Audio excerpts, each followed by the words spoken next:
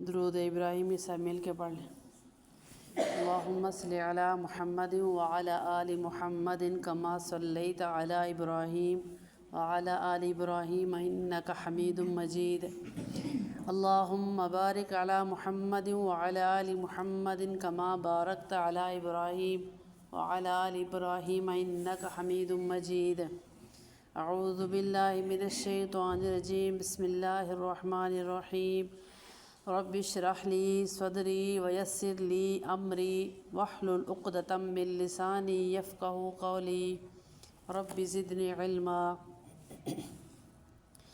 الحمدللہ، اللہ تعالیٰ کا احسان، اللہ کا خاص کرم ہے کہ اللہ تعالیٰ نے ہمیں رمضان مبارک کا ایک اور موقع دیا، 19واں روزہ، اور ہمیں اس بات کی توفیق عطا فرمائی کہ ہم اللہ تعالیٰ کے قرآن کو سیکھنے سمجھنے کے لیے یہاں اکٹھے ہوئے ہیں۔ اللہ تعالیٰ سے دعا ہے کہ ہم سب حاضرین اور سامعین سب کا یہاں سننا قبول فرمائیں اور عمل کی توفیق عطا فرمائیں اور اللہ تعالیٰ اپنی رضا عطا فرمائیں۔ آج ہمارا 26واں پارہ ہے۔ 26واں پارہ مکمل اس کا ہم خلاصہ سمجھنے کی کوشش کرتے ہیں۔ 26 پارے میں سب سے پہلی سورت سورہ احقاف شروع ہو رہی ہے، سورۃ الاحقاف۔ احقاف کا معنی ہے ریت کے ٹیلے۔ جو عاد قوم تھی ان کا مسکن تھا ان ٹیلوں پہ، آگے ذکر آئے گا عاد قوم کے بارے میں کہ وہ کہاں رہتے تھے، اسی نسبت سے سورت کا نام ہے۔ سورت حروف مقطعات حامیم سے شروع ہو رہی ہے اور شروع میں اللہ تعالیٰ نے قرآن پاک کی عظمت بیان فرمائی کہ یہ کتاب اتاری گئی ہے اللہ عزیز حکیم کی طرف سے، اور اسی میں مشرکین کے شبہات کا رد کیا گیا ہے، اور تینوں مضامین جو کہ پورے قرآن پاک میں بیان فرمائے جاتے ہیں، توحید، رسالت، قیامت یعنی آخرت، ان تینوں کو یہاں پہ ذکر ہے اسی ایک ہی سورہ میں۔ توحید بھی ہے، رسالت بھی، اور آخرت بھی، آخرت کا ذکر بھی۔ مشرکین کے شبہات کا رد کیا گیا ہے۔ مشرکین کو جن جن باتوں پہ شک تھا، دوبارہ زندہ ہونے پہ، اللہ کے نبی کے برحق ہونے پہ، قرآن پاک کے برحق ہونے پہ، ان کو اس سورہ میں جواب دیا گیا ہے۔ مومنین کی خصوصیات کا ذکر بھی اللہ تعالیٰ نے فرمایا ہے، جس میں ایک آیت میں اللہ تعالیٰ فرماتے ہیں کہ وہ لوگ جو کہتے ہیں کہ ربنا اللہ، اللہ ہمارا رب ہے، ثم استقاموا، پھر اس پہ ڈٹ جاتے ہیں، یعنی ایمان والے جو بھی مسلمان مومنین ہیں اس بات پہ ڈٹ جاتے ہیں کہ اللہ ہی ہمارا رب ہے، ہم نے اللہ تعالیٰ کے سوا اور کسی کو اپنا نہیں ماننا، حاجت روا، مشکل کشا، اور اس چیز پہ وہ استقامت ہوتی ہے ان کی۔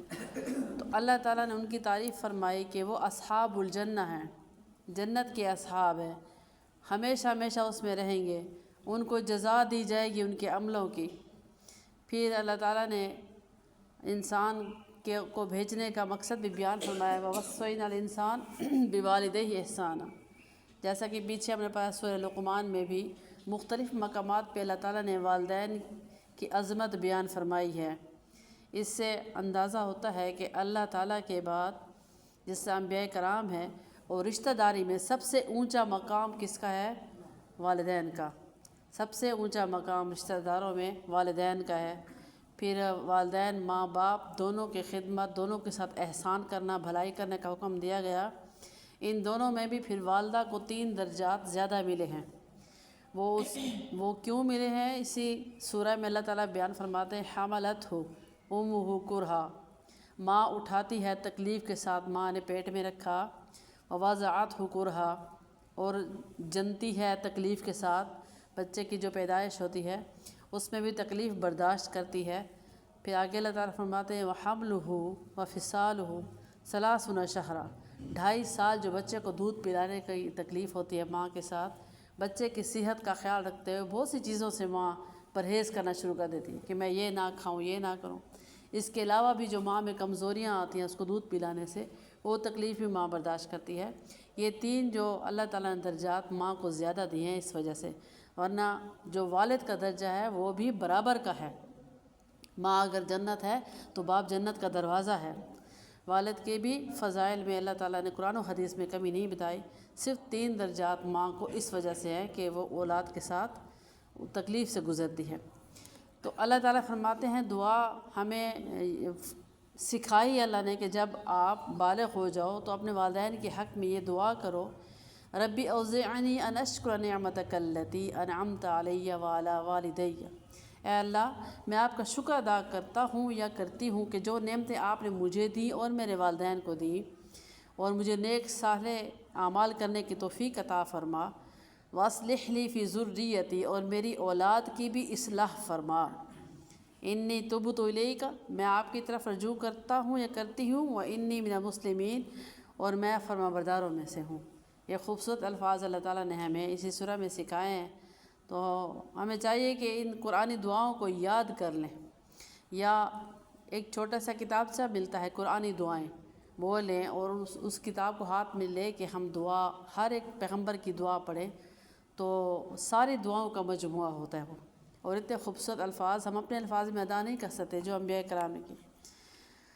تو اس میں آگے بھی اللہ تعالیٰ نے والدین ہی کی عظمت بیان فرمائی کہ اف تک ان کو نہ کہو، جیسے ہم نے سورۃ بنی اسرائیل میں پڑھا، اور یہاں آگے قیامت کے دن کے بارے میں اللہ نے فرمایا کہ ہر وَلِكُلٍّ دَرَجَاتٌ مِّمَّا عَمِلُوا، ہر لوگوں کے اپنے اپنے کام کے مطابق ان کے درجات ہوں گے، جو جو اعمال کر کے ہیں اتنے درجات ملیں گے، یہاں تک کہ کسی کے اعمال نامے میں سبحان اللہ زیادہ نکل آئے دوسرے سے تو وہ بھی درجے میں زیادہ ہو جائے گا۔ دنیا کا ایک سبحان اللہ پڑھا جانا بھی کل قیامت کے دن ہمیں بڑا نفع دینے والا ہے۔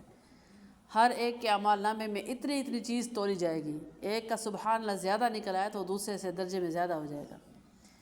تو اس پہ اللہ تعالیٰ نے یہاں روشنی ڈالی۔ سورہ احقاف میں آگے قوم عاد کے بارے میں اللہ نے فرمایا مشرکین مکہ کو مخاطب کر کے، جو کہ اللہ کے نبی صلی اللہ علیہ وسلم کو ستایا کرتے تھے، آپ نے فرمایا اے پیغمبر صلی اللہ علیہ وآلہ وسلم، آپ ان مشرکوں سے یہ فرما دیں کہ قوم عاد جو احقاف پہ رہنے والی تھی، یعنی ریت کے ٹیلوں پہ رہنے والے تھے، وہ وہاں گھر بناتے تھے، طاقت میں بھی کہیں زیادہ تھے، مال و دولت میں بھی کہیں زیادہ تھے، تو مکہ کے مشرک جو آپ کے ساتھ ضد کر رہے ہیں، سرکشی کر رہے ہیں، ان سے کہیں کہ آپ سے بھی طاقتور قوم عاد کو میں نے کیسے تہس نہس کر دیا، ان کو خس و خاشاک کی طرح ختم کر دیا، یعنی تنکوں کی طرح، چاہے جتنے طاقتور تھے، جتنی ان کے پاس دولت تھی، لیکن اللہ تعالیٰ کی نافرمانی میں حد سے آگے نکل گئے، پیغمبروں کے ساتھ ضد کی، سرکشی کی، اور پیغمبروں کے منکر ہوئے تو اللہ نے ان کا کیا حشر کیا۔ تو عاد جو قوم تھی ان کا ذکر کر کے مشرکین مکہ کو ڈرایا گیا ہے اس صورت میں کہ وہ سنبھل جائیں، اللہ تعالیٰ پیغمبروں کے ساتھ ٹکر لینے والوں کا خاتمہ بڑا ہی برا کرتے ہیں، دنیا میں بھی اور آخرت میں بھی۔ آگے سورۃ محمد ہے، محمد صلی اللہ علیہ وسلم کے نام سے یہ سورہ ہے۔ اللہ تعالیٰ نے قرآن پاک میں اپنے پیغمبر صلی اللہ علیہ وسلم کو دو ناموں سے پکارا، محمد اور احمد۔ احمد آئے گا 29 پارے میں، اور یہ سورہ محمد۔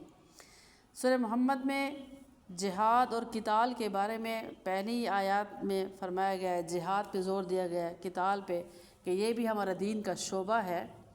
جہاد فی سبیل اللہ، جب جہاد کی ضرورت پیش آ جائے تو کافر کے ساتھ مسلمانوں کو جہاد کرنا فرض ہو جاتا ہے۔ اسی طرح غلاموں کے بارے میں، جو قیدی ہوتے ہیں، ان کے بارے میں بھی اس سورہ میں فرمایا گیا ہے، اور جہاد کے فضائل بھی اس میں ہیں کہ جہاد سے بھاگو نہیں، جب جہاد فرض ہو جائے تو بڑھ چڑھ کے حصہ لو۔ دونوں صورتوں میں اللہ تعالیٰ مسلمان کو کامیاب کرتے ہیں، اگر جان دے دیں تو شہید، واپس لوٹ آئے تو غازی، دونوں صورتوں میں کامیابی ہی کامیابی ہے، لہٰذا مسلمانوں کو پیچھے نہیں ہٹنا چاہیے۔ ہاں، عورتیں اور بچے اس سے مستثنیٰ ہیں، وہ جہاد میں حصہ نہیں لے سکتی۔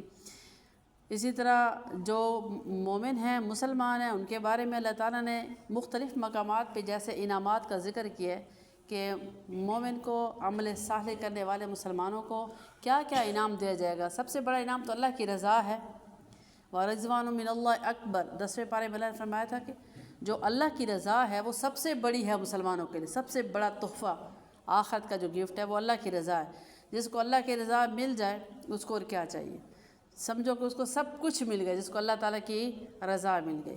صحابہ کرام کی جماعت کو اللہ کی رضا مل، اللہ نے رضا کے ٹکٹ عطا فرمائے، قرآن پاک میں فرمایا رضی اللہ عنہم ورضوان، وہ مجھ سے راضی اور میں ان سے راضی۔ تو صحابہ کرام کو دونوں جہانوں کی دولت مل گئی۔ اگرچہ جیسے بھی تھے دنیاوی مالی حساب سے، لیکن اللہ کی رضا مل گئی تو سب کچھ مل گیا۔ تو آخرت میں سب سے پہلے تو ایمان والوں کو، عمل صالح والوں کو اللہ کی رضا ملے گی، پھر اس کے بعد اللہ اپنی رحمت سے، اپنے فضل سے رہنے کی بہترین جگہ عطا فرمائیں گے، وہ ہوگی جنت۔ تو جنت کے مختلف منظر قرآن پاک میں اللہ تعالیٰ بیان فرماتے ہیں۔ تو سورہ محمد میں اللہ تعالیٰ نے جنت کے نہروں کا ذکر کیا ہے، تاکہ میرے بندوں کو یقین ہو جائے کہ جنت کو نہروں سے بھی سجایا گیا ہے۔ تو اللہ تعالیٰ فرماتے ہیں کہ مثل الجنت التی وعد المتقون، جنت کی یہ صفت ہے جس کا پرہیزگاروں سے وعدہ کیا جاتا ہے کہ اس میں کیا کیا ہے، فیہا انہار من ماء غیر آسن۔ انہار کہتے ہیں نہر کی جمع کو، اس میں نہریں ہیں ایسے خوشبودار پانی کی جس کی دور سے ہی مہک آئے گی۔ دوسرا انہار من لبن لم یتغیر طعمہ، ایسی نہریں ہیں دودھ کی ایسی نہر لم یتغیر طعمہ، یعنی دنیا کا جو دودھ ہے اس کو آپ فریج کے بغیر رکھیں تو کتنا چلے گا، اس میں خرابی پیدا ہونا شروع ہو جاتی ہے، عام ٹیمپریچر پہ چند گھنٹے ہی وہ اس میں خراب ہو جاتا ہے۔ اسی طرح اگر فریج میں بھی رکھیں تو اتنا زیادہ نہیں چل سکتا۔ تو دودھ کی صفت ہے کہ اس میں تھوڑی سی تغیر تبدل آ جاتا ہے۔ اللہ تعالیٰ نے جنت کی دودھ کی نہر کے بارے میں فرمایا کہ یہ نہ گھبرانا کہ دودھ کی نہر ہے، وہ جنت کی زندگی تو ہمیشہ ہمیشہ کے لیے ہے، وہ دودھ تو خراب ہو جائے گا۔ تو اللہ تعالیٰ فرمایا کہ لم یتغیر طعمہ، ایسی نہر ہے دودھ کی جو کبھی بھی خراب نہیں ہوگی، اور دودھ بھی ایسا کہ دنیا میں تو اس کا ذائقہ کبھی کسی نے چکھا ہی نہیں ہوگا۔ یہاں ہم ابالتے ہیں، میٹھا ڈالتے ہیں تب اس میں ذائقہ آتا ہے، کچا دودھ کون پیتا ہے؟ تو جنت کی دودھ کی نہر سب کچھ تیار، میٹھی خوشبودار، نہ ابالنے کی ضرورت، نہ اس میں مٹھاس ڈالنے کی، نہ ہی اس میں کبھی پوری زندگی، اب آخرت کی زندگی تو نہ ختم ہونے والی ہے، تو اس میں کبھی بھی اللہ تعالیٰ نے یہ فرما دیا کہ میرے بندوں کو یہ فکر نہ ہو، جنت میں دودھ کی نہر ہے تو وہ تو خراب ہو جائے گی، وہ کبھی بھی خراب نہیں ہونے والی۔ آگے دوسری نہروں کا ذکر فرمایا وَأَنْهَارٌ مِّنْ خَمْرٍ لَذَّةٍ لِلشَّارِبِينَ، ایسی شراب کی نہریں ہیں جو پینے والوں کو لذت محسوس ہوگی، کیونکہ دنیا میں اللہ نے شراب کو حرام کیا اور مسلمان اس سے بچتا ہے کہ اللہ تعالیٰ نے منع کیا تو ہم کیوں اس کے قریب جائیں، تو اس چیز کو اللہ تعالیٰ نے جنت میں حلال کر دیا کہ یہ میرے بندے دنیا میں بچ کے آئے ہیں میرے ڈر کی وجہ سے، اب ان کو میں چکھاؤں۔ لیکن شراب بھی ایسی نہیں جو دنیا میں ہے نشہ آور، اس شراب کی یہ خاصیت ہے کہ پینے والوں کے لیے صرف مزہ ہی مزہ ہے، ذائقہ ہی ذائقہ ہے اس میں۔ آگے نہروں کا ذکر اللہ فرماتے ہیں وَأَنْهَارٌ مِّنْ عَسَلٍ مُّصَفًّى، اور جنت میں نہریں ہیں ایسی شہد کی جو صاف شفاف ہے، جس میں کسی چیز کی ملاوٹ نہیں ہے۔ دنیا کا شہد ہم جتنا بھی مہنگا لے لیں کچھ شک و شبہات ہوتے ہیں ملاوٹ کے، کہ ہماری آنکھوں نے دیکھا تو نہیں یہ کون سے چھتے سے اتار کر انہوں نے دیا ہے ہمیں، ہو سکتا ہے اس میں ملاوٹ ہو، اس کو چیک کرنے کے لیے کئی طریقے بتائے جاتے ہیں کہ اس کو آپ دیکھیں کیسے یہ نشانیاں ہیں تو خالص ہے۔ جو اللہ تعالیٰ نے نہر چلائی ہے شہد کی، اس میں کسی قسم کی بھی ملاوٹ نہیں ہے، بس وہ آپ جنتیوں نے کھانا ہے اور پینا ہے اس کو۔ تو یہ نہریں ہوں گی جنت کی، جس کا اللہ نے قرآن میں ذکر فرمایا، ہمیں محبت دلانے کے لیے کہ جنت کے حصول کے لیے اللہ تعالیٰ سے مانگنے والے اعمال کرنے لگ جائے۔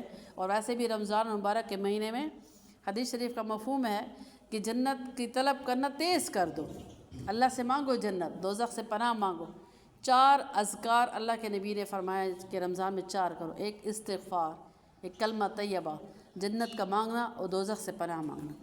یہ 4 جو کام ہے آپ صلی اللہ علیہ وسلم نے مختلف احادیث میں یہ فرمایا، مفہوم ہے کہ ان کو تیز کر دیں۔ تو ایسی پیاری جنت جو اللہ نے ہمارے لیے بنائی، اس کا سوال اللہ سے کیا کریں۔ اور اس میں آگے اللہ فرماتے ہیں قَالُوا فِيهَا مِن كُلِّ الثَّمَرَاتِ، اور ان نہروں کے علاوہ اور بھی بہت سے پھل اللہ نے تیار کر رکھے ہیں، اور اللہ کی طرف سے مغفرت بھی ہوگی۔ یہ سورہ محمد ہے، اور سورہ محمد کے آخر میں اللہ تعالیٰ نے یہ فرمایا کہ بخل سے بچو اور غنی بنو۔ ایسا بخل جہاں پہ جس کو ہم کنجوسی کہتے ہیں وہ اللہ کو نہیں پسند، اور ایک ہوتا ہے اسراف فضول خرچی، وہ بھی اللہ کو نہیں پسند۔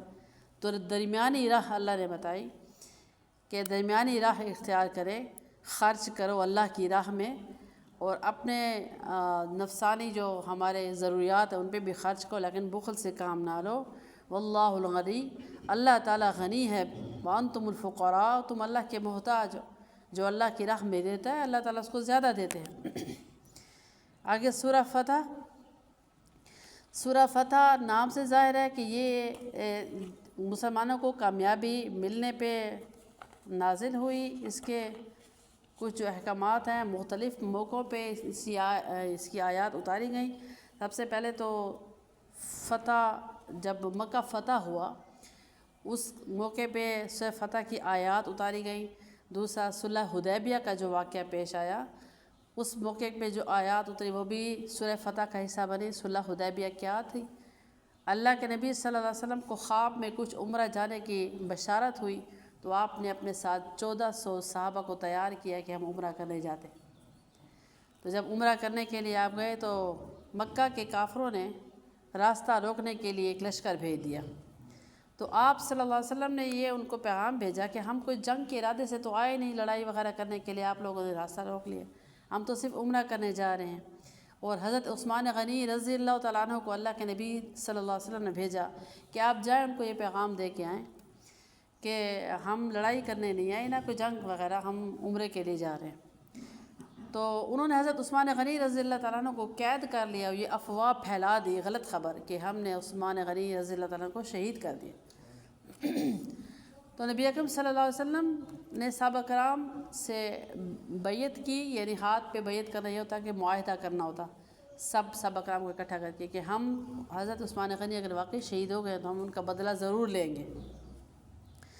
پھر چونکہ وہ مقام حدیبیہ تھا جہاں پہ آپ نے قیام کیا ہوا تھا تو وہیں پہ مشرکین کے ساتھ ایک معاہدہ ہوا۔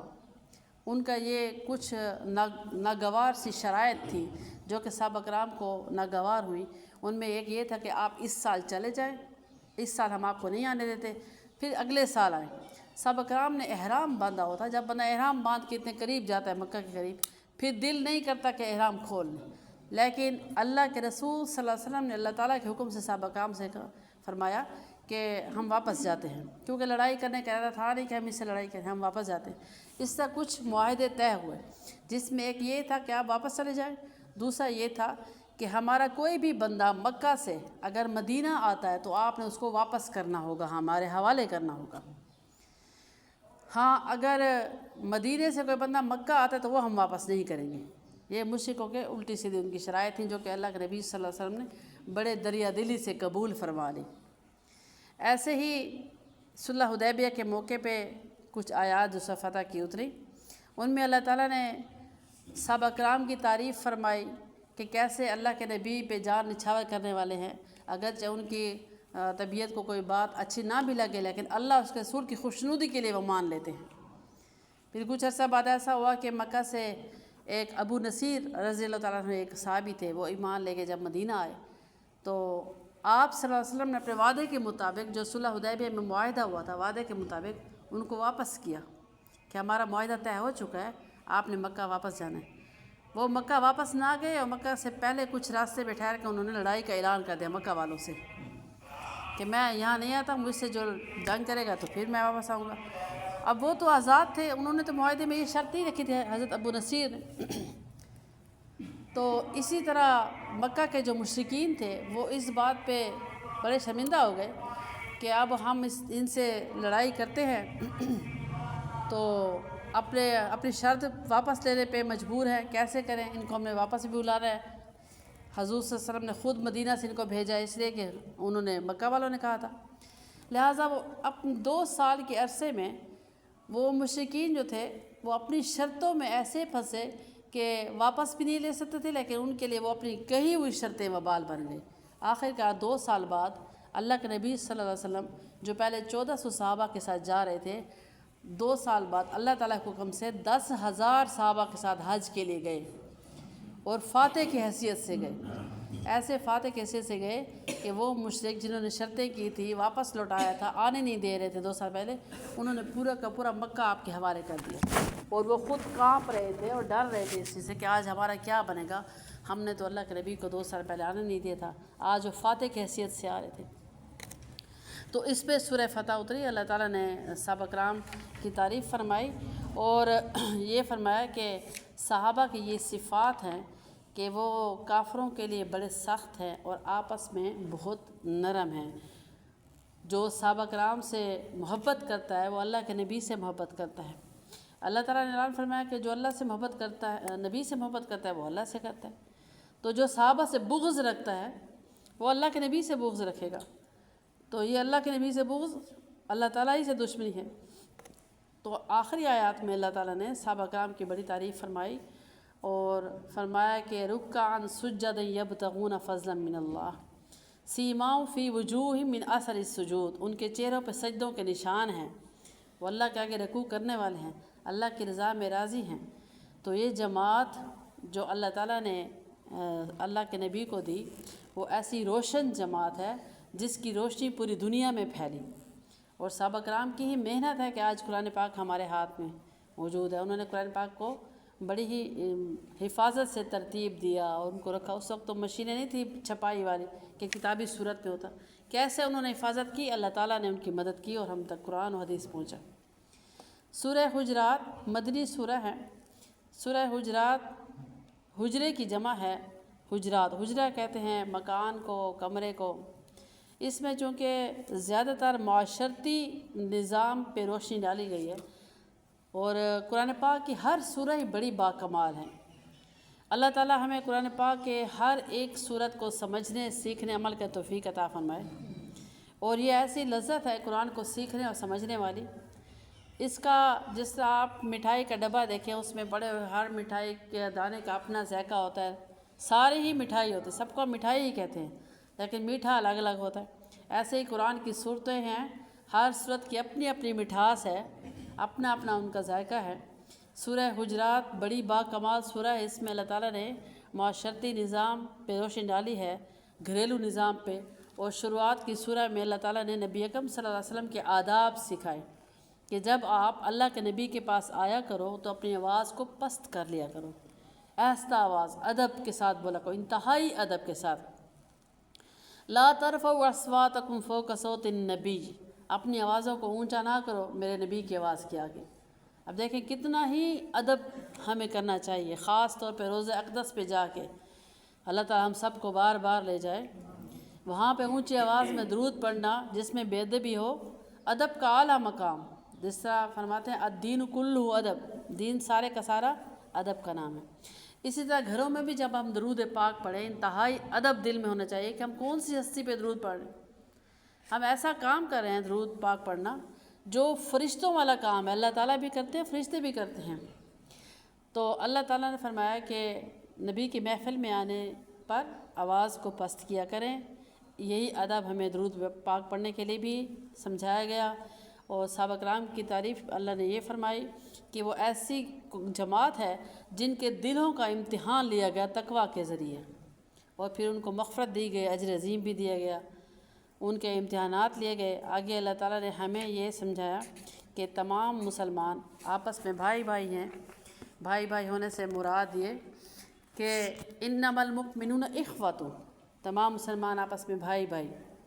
فاصلحوا بین اخویکم واتقوا اللہ، آپس میں صلح والے معاملات کرو اور اللہ تعالیٰ سے ڈرو تاکہ تم پہ رحم کیا جائے۔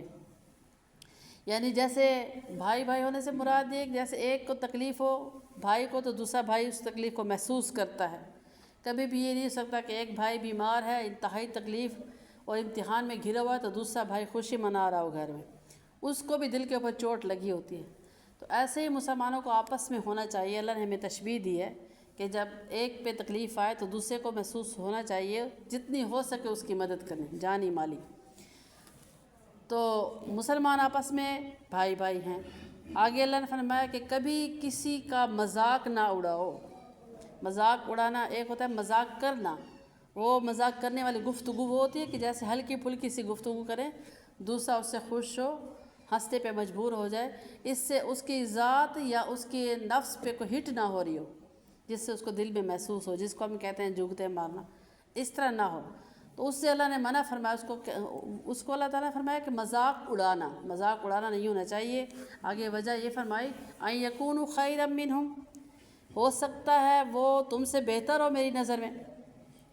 آگے اللہ فرماتے ہیں ولا نساء من نساء عسى يكن خيرا منهم، نہ کوئی عورت کسی عورت کا مذاق اڑائے. ہو سکتا ہے جس کا وہ مذاق اڑا رہی ہے وہ اللہ کے نزدیک اس کا کیا مقام ہے، ہمیں کیا پتہ. تو اللہ تعالیٰ نے جو یہ رکھا ہے اپنے نظر میں ایک لیول رکھا ہے، وہ تقویٰ ہے. وہ رنگ و نسل حسب نسب پہ نہیں ہے، وہ تقویٰ ہے. جس کے دل میں جتنا اللہ کا خوف ہوگا وہ اللہ کے اتنے قریب ہوگا.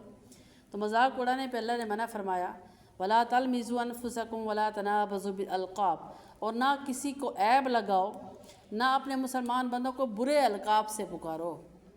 برے القاب وہ ہوتے ہیں جو ایسا نام کسی کا رکھ لینا جس کو سننے پہ برا محسوس ہو. محبت والے نام رکھنا تو سنت ہے. نبی اکرم صلی اللہ علیہ وآلہ وسلم حضرت امی جان عائشہ رضی اللہ تعالیٰ عنہ کو حمیرہ کے لقب سے پکارتے تھے. حمیرہ یہ ایک محبت والا نام ہے گھر میں. حمیرہ کا عربی مطلب ہوتا ہے آگ کا شعلہ. چونکہ سرخ سفید ہوں گی تو حمیرہ پیار سے بلایا کرتے تھے. اپنے گھر میں محبت والے نام رکھنے وہ ایک سنت ہے، لیکن ایسے لقب جس سے سننے والے کو برا محسوس ہو، اس سے اللہ تعالیٰ قرآن پاک میں منع فرما رہے ہیں. خاص طور پہ عیب، کسی کا کوئی عیب ہے اس سے اس کا نام رکھ لینا. بئس الاسم الفسوق بعد الایمان، اللہ تعالیٰ فرماتا ہے کہ برا نام رکھنا کسی کا ایمان لانے کے بعد سب سے برا کام ہے. ایک تو ایمان لے آئے ہیں، کلمہ پڑھتے ہیں، کلمہ پڑھنے کے بعد سب سے برا کام جو ہے وہ کسی کا برا نام رکھنا ہے. تو اللہ تعالیٰ نے پھر معافی کی بھی گنجائش ہے، وَمَن لَّمْ يَتُوبْ فَأُولَٰئِكَ هُمُ الظَّالِمُونَ، جو توبہ نہ کریں تو وہ ظالم ہیں. اسی طرح معاشرتی نظام کی بہت خوبصورت فرمودات اللہ تعالیٰ کے فرمان آگے آ رہے ہیں. اللہ تعالیٰ فرماتے ہیں کہ یا الذین آمنوا اجتنبوا کثیرا من الظن، کبھی کسی کے بارے میں غلط گمان نہ کرو. غلط گمان کا کیا مطلب ہوتا ہے؟ غلط سوچ. اب کوئی اپنی ہی سوچ میں بیٹھا ہے تو میں اس کو دیکھ کے کہوں کہ یہ ضرور میرے بارے میں برا سوچ رہی ہے، یہ میں اپنے گمان میں اس کو غلط کہہ رہی ہوں. اس سے منع کیا گیا ہے کہ کبھی کسی کے بارے میں برا گمان نہ کرو. برا گمان کرنا یہ بھی گناہ ہے. اچھی سوچ رکھنی چاہیے، جس کو کہتے ہیں پازیٹیو تھنکنگ. نیگیٹو تھنکنگ جو ہوتی ہے وہ انسان کو اپنے اندر ختم کر دیتی ہے. ہر کسی کے بارے میں نیگیٹو سوچنا، ہر کسی کے بارے میں نیگیٹو سوچنا، وہ اتنا ڈپریشن کا شکار ہو جاتا ہے وہ بندہ، اور اللہ تعالیٰ کا بھی نافرمان. اسی طرح اللہ حکم دے رہے ہیں کہ آپ اچھی سوچ رکھیں. ولا تجسسوا، اور نہ ہی کسی کے حال کی تجسس کیا کرو، ٹوہمے لگے رہنا. اس سے بھی منع فرمایا. ولا یغتب بعضکم بعضا، اور نہ کسی کی غیبت کرو. غیبت تو بہت بڑا گناہ کبیرہ ہے، جیسے 27 گناہ ماں سے زنا کرنے کے برابر. یا آگے اللہ تعالیٰ اس کے بارے میں وعید فرما رہے ہیں، ایحب، کیا تم پسند کرتے ہو، احدکم، تم میں سے کوئی ایک، ان یاکل، کہ وہ کھائے، لحم اخی، اپنے بھائی کا گوشت. صرف بھائی کا گوشت نہیں بلکہ میتن فکرہتموہ، مرے ہوئے بھائی کا گوشت. اس سے تم کتنی نفرت کرتے ہو کہ تمہارے آگے بھائی مرا پڑا، اس کی بوٹیاں نوچ کے کھاؤ گے. کسی کی غیبت کرنا ایسا ہی ہے. اور غیبت میں خاص کر ہم عورتیں کتنی مبتلا ہیں. ہماری تو کوئی محفل سجتی نہیں جب تک کسی کی غیبت نہ کریں. اور غیبت یہ ہوتی ہے، غیبت اس گفتگو کو کہتے ہیں جس کی ہم کر رہے ہیں اگر اس کے منہ پہ کی جائے تو اس کو برا محسوس ہو، اس کا نام غیبت ہے. تو بعض اوقات کہتے ہیں کہ اگر اس میں وہ بات موجود ہو جو ہم کہہ رہے ہیں تو پھر تو میں گناہ نہیں ہوگا نا، پھر بہتان ہو جائے گا، بہتان لگانا. اسی طرح جتنا ہو سکے حد الوسع اپنے آپ کو بچانا چاہیے. غیبت بہت برا گناہ ہے، اور خاص طور پہ روزے کی حالت میں تو اس سے بہت پرہیز کرنا چاہیے. جس کی بھی غیبت ہو رہی ہو اس محفل سے الگ ہو جائیں، یا کوئی آپ کے آگے کرنا چاہے تو اسے کہے جی میں روزہ سے ہوں، بھوکا پیاسا بھی رہوں، شام تک کچھ کھاؤں بھی نہ، اللہ سے اجر بھی نہ پا سکوں، پھر کیا فائدہ. تو آگے اللہ تعالیٰ نے فرمایا کہ یا ایھا الناس، ہم نے پیدا کیے ہیں، انا خلقناکم، تم میں سے پیدا کیے، مرد اور عورت. پھر اللہ تعالیٰ فرماتا ہے کہ ہم نے بنا دیے قبیلوں میں ہم بٹے ہوئے. ہر کوئی اپنے خاندان سے تعلق کرتا ہے، کوئی قریشی ہے، کوئی انصاری ہے، اپنی اپنی ذاتیں ہیں، قومیں ہیں.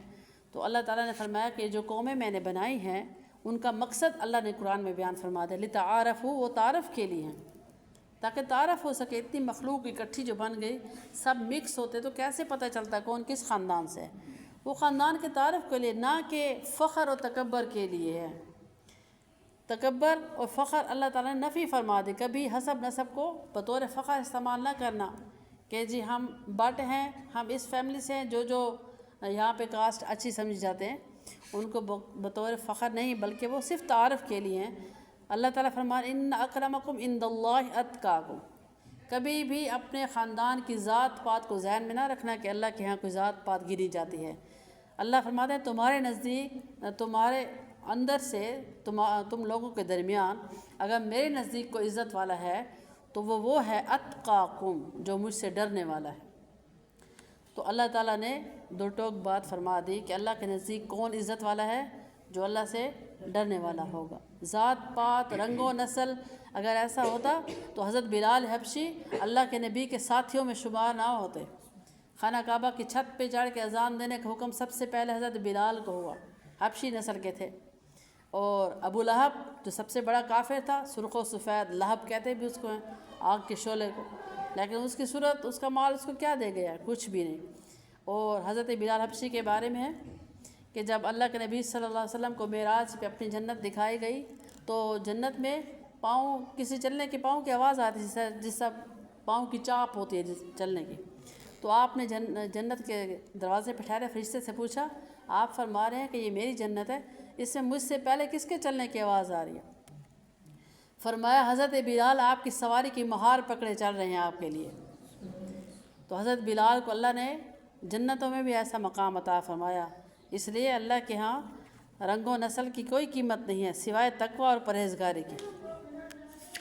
تو سورہ حجرات میں اللہ تعالیٰ نے ہمیں معاشرتی نظام سمجھایا، اور اسی طرح سورہ قاف بھی حروف مقطعات سے شروع ہوتی ہے۔ اس کے شروع میں اللہ تعالیٰ نے قرآن پاک کی قسم کھائی، اور ایسے تعجب جو کیا کرتے تھے مشرکین، ان کا جواب عطا فرمایا کہ مشرک کہتے ہیں کہ ہمیں تعجب ہے کہ یہ قرآن کیسے کتاب ہے۔ فقال الکافرون ھذا شیء عجیب، کافر کہتے ہیں کہ یہ تو کوئی عجیب چیز ہے۔ اللہ تعالیٰ نے فرمایا کہ یہ اللہ ہی کی طرف سے اتارا گیا کلام ہے، اگر اللہ کی طرف سے اتارا گیا کلام نہ ہوتا تو تم ایک صورت ہی بنا کے لے آؤ، ایک آیت اس طرح کی بنا کے لے آؤ، کوئی ہے ایسا بنانے والا؟ اور پھر یہ واضح نشانی ہے کہ اللہ کے نبی صلی اللہ علیہ وسلم امی تھے، یعنی قرآن سے پہلے وہ لکھنا پڑھنا نہیں جانتے تھے، اب وہ ان کی زبان مبارک پہ اتنا بڑا کلام آ رہا ہے تو کہاں سے آ رہا ہے، کہاں سے وہ پڑھے؟ تو واضح دلیل ہے کہ یہ اللہ ہی کا کلام ہے۔ اور اسی میں اللہ تعالیٰ نے قیامت کے دن کے بارے میں بھی فرمایا، اور انسان کے قرب کے بارے میں فرمایا کہ اللہ اور انسان کا کیا تعلق ہے۔ اللہ تعالیٰ فرماتے ہیں کہ وَنَحْنُ أَقْرَبُ إِلَيْهِ مِنْ حَبْلِ الْوَرِيدِ، ہم نے بچپن سے یہ سنا ہوا تھا بڑوں سے کہ اللہ تعالیٰ شہرک سے بھی زیادہ قریب ہے۔ تو ہم سوچتے تھے شہرک کیا ہوتی ہے، شہرک سے زیادہ قریب کیسے ہوتے ہیں؟ تو اللہ نے قرآن میں فرما دیا کہ ہم ہر انسان کی حبل الورید کہتے ہیں سب سے بڑی رگ، اس سے بھی زیادہ قریب ہیں۔ تو جو اتنا قریب ہے ہر بندے کے، ہر بندے سے اللہ کا اتنا قریبی تعلق ہے، تو ہم اپنا تعلق اللہ سے کیوں نہ مضبوط کریں؟ ہر دل کی دعا، ہر حاجت اسی سے مانگیں جو اتنا قریب ہے ہمارے۔ تو قرب کا یہ اللہ تعالیٰ اس لیے فرما رہے ہیں کہ تاکہ میرے بندوں کو یہ احساس ہو کہ میں ہی ان کے ساتھ دن رات رہنے والا، ان کے ہر دعا قبول کرنے والا۔ اسی طرح اللہ تعالیٰ نے موت کے بارے میں بھی فرمایا کہ وجات سکرۃ الموت بالحق، جو موت کی سختی ہے وہ برحق ہے، کسی پہ آنی ہے۔ سکرات کسے کہتے ہیں؟ وہ سختی، وہ بے ہوشی، حقیقت کھولنے والی، وہ بے ہوشی ہوگی تو ہمارے آگے آخرت کا پردہ ہٹے گا کہ اب ہم جا رہے ہیں۔ وہ بے ہوشی جو ہے سکرات، وہ سب پہ آنے والی ہے۔ یہاں تک کہ اللہ کے نبی صلی اللہ علیہ وسلم کے ساتھ لکڑی کا پیالہ پڑا ہوتا، اس میں ہاتھ ڈبوتے پھر اپنے منہ پہ پھیرتے تھے، ہاتھ ڈبوتے پھر منہ پہ پھیرتے، اور فرمایا حضرت اسرائیل علیہ السلام سے کہ آج اتنی تکلیف مجھے جو ہو رہی ہے، میری امت کو جو ہونے والے وہ بھی آج مجھے دے دیں۔ تو حضرت اسرائیل علیہ السلام نے فرمایا آپ کو تو اتنا نرمی والا معاملہ آپ کے ساتھ ہو رہا ہے جیسے مکھن سے بال نکالا جاتا ہے، ایسی محبت کے ساتھ آپ کی روح پاک کو نکالا جا رہا ہے۔ امت کا حساب تو اس سے بھی زیادہ سخت ہے۔ تو یہ کڑی منزل ہم سب پہ آنی ہے، کیونکہ اللہ نے قرآن میں بیان فرمایا کہ سکرۃ الموت بالحق، موت کے سکرات برحق ہیں اور وہ آ کے رہیں گے۔ تو اللہ تعالیٰ ہم سب کے ساتھ نرمی والا معاملہ فرمائے، خاتمہ بالایمان نصیب فرمائے۔ اپنی دعاؤں میں اس دعا کا ہم حصہ بنا رہے ہیں۔ آگے اللہ تعالیٰ نے جنت دوزخ کا ذکر کیا کہ جہنم ایسی ہے جس میں ہم جتنا بھی ڈالیں گے وہ کہے گی وَتَقُولُ هَلْ مِن مَّزِيدٍ، وہ کہے گی یا اللہ اور بھی میرے اندر ڈال، اور بھی ڈال۔ تو جہنم کا جو پیٹ ہے وہ کافروں سے، نافرمانوں سے بھرا جائے گا، اور جو جنت ہے وہ سجائی گئی ہے اللہ کے نیک بندوں کے لیے۔ وہ نیک بندے کون ہوں گے؟ جن کی تعریف اللہ نے فرمائی من خشی الرحمن بالغیب، جو اللہ سے ڈرنے والے ہوں گے غیب میں۔ ہمارا ایمان غیب پہ، ہم نے اللہ تعالیٰ کو دیکھا نہیں، ہم نے اللہ کے رسول کو نہیں دیکھا، لیکن ایمان بالغیب اس کو کہتے ہیں۔ تو ان کی اللہ تعریف فرمائی جو اللہ سے غیب میں ڈرنے والے ہیں۔ وجاء بقلب منیب، اور اپنا صاف دل لے کے آئیں گے۔ عمل کرنا الگ بات ہے، اس کو لے کے جانا الگ بات ہے۔ ہم عمل کریں ضائع کر دیں، عمل کریں ضائع کر دیں، وہ تو ادھر ادھر ختم ہو گئے۔ ہم نے عمل کیا، حسد کیا، عمل کیا، غیبت کیا، ادھر ضائع۔ جو عمل کریں اس کو محفوظ بھی کریں۔ ہم کسی دوست کے لیے تحفہ لیتے ہیں تو اس کو ڈبے میں بند کر کے بڑے اچھے طریقے سے پیک کرتے ہیں تاکہ جائے تو وہ خوش ہو۔ ایسے ہی نیکیوں کو بھی پیک کرنا ہے، جب نیکیاں کر لیں اس کو پیک اس طرح کرنا ہے کہ ہم نے ان کو ضائع نہیں کرنا ہے کسی کی حسد میں مبتلا ہو کے، کسی کی غیبت کر کے، کیونکہ ہم نے آگے بھیجنی ہے۔ تو آگے بھیجنے کے بارے میں اللہ نے فرمایا کہ جو لے کے آیا، کر کے آیا نہیں، جو لے کے آیا اپنا دل پاک صاف، اس کو کہا جائے گا ادخلوها بسلام، سلامتی کے ساتھ داخل ہو جاؤ۔ تو اسی سورہ کے آخر میں اللہ تعالیٰ نے نبی اکرم صلی اللہ علیہ وسلم کو فرمایا کہ بس آپ ذکر کرتے رہیں، اللہ کی تسبیح بیان کرتے رہیں، کافروں کے اعتراضات پہ آپ کان نہ دھریں، جو بھی اعتراض کرتے ہیں ان کا معاملہ میں خود قیامت کے دن ٹھیک کر لوں گا۔ آپ اللہ کی تسبیح بیان کریں قبل طلوع الشمس و قبل الغروب، سورج نکلنے سے پہلے، سورج نکلنے کے بعد، جیسا کہ ہمیں نمازیں دی گئی ہیں 5 وقت کی نمازیں۔ یہ 5 وقت کے جو اوقات ہیں یہ اللہ ہی کے ذکر کے لیے مخصوص ہیں، فرض ہیں، ان سے نہیں ہمیں جان بچانی چاہیے، ان کو ادا کرتے رہنا چاہیے زندگی کے آخری سانس تک۔ اللہ تعالیٰ نے ہمیں بہت بڑا تحفہ دیا ہے نماز، ذکر کا۔ اگر یہ ہم پہ فرض نہ ہوتی تو ہم اللہ تعالیٰ سے نہ جانے کتنے دور ہوتے، ذکر ہمارے ذہن میں بھی نہ ہوتا، نہ وہم و گمان میں کہ ہم نے اللہ کو یاد بھی کرنا ہے۔ تو یہ اللہ تعالیٰ کو یاد کرنے کے لیے ہمارے پر جو فرض ہیں ان کو پورا کرنا چاہیے۔ اللہ تعالیٰ نے آخر میں بیان فرمایا کہ نحن اعلم بما یقولون وما انت علیہم بجبار، کہ ہمیں خوب معلوم ہے جو کچھ بھی کافر کرتے ہیں ان کا ہم خود کر لیں کہ زبردستی سے ان کا حساب کتاب۔ فذکر، بس آپ ذکر کرتے ہیں، بالقرآن، قرآن کے ذریعے، من یخاف وعید، اور ان کو ڈراتے رہیں جو قرآن پاک سے نصیحت ہے وہ ہم خود بھی حاصل کریں اور دوسروں کو بھی قرآن پاک کے ساتھ رشتہ جوڑنے پہ دعوت دیتے رہیں۔ وما توفیقی الا باللہ علیہ توکلت و الیہ انیب۔